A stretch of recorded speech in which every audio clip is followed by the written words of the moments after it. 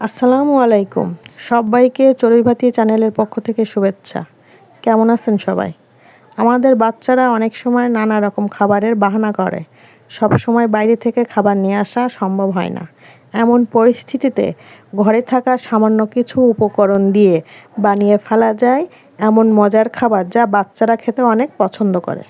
আমাদের রেসিপি চিনির পরোটা। এটি বানাতে যা লাগবে: ঘরে থাকা আটা বা ময়দা, লবণ, দুধ, চিনি, ডিম, বেকিং পাউডার, ভাজার জন্য লাগবে সয়াবিন তেল বা ঘি। প্রথমে আটার ভিতরে দিয়ে দেব লবণ, দুধ ও বেকিং পাউডার দিয়ে ভালো করে মিশিয়ে নেব। উষ্ণ গরম পানি দিয়ে ডো মাখিয়ে নেব। 10 থেকে 15 মিনিট রেস্টে রেখে দেব। প্রয়োজন অনুযায়ী 1টি বা 2টি ডিম নিয়ে নেব। সামান্য লবণ দিয়ে ডিমটি ফাটিয়ে নেব। 10 থেকে 15 মিনিট হয়ে গেলে আটা ভালো করে মাখিয়ে লেচি কেটে নেব।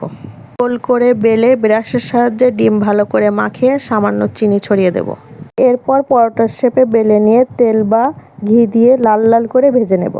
আমার ছেলে শুকনো পরোটা খেতে পারে না, তাই আমি দুধ দিয়ে ভিজিয়ে দিয়েছি। আপনারা চাইলে চা দিয়েও খেতে পারেন।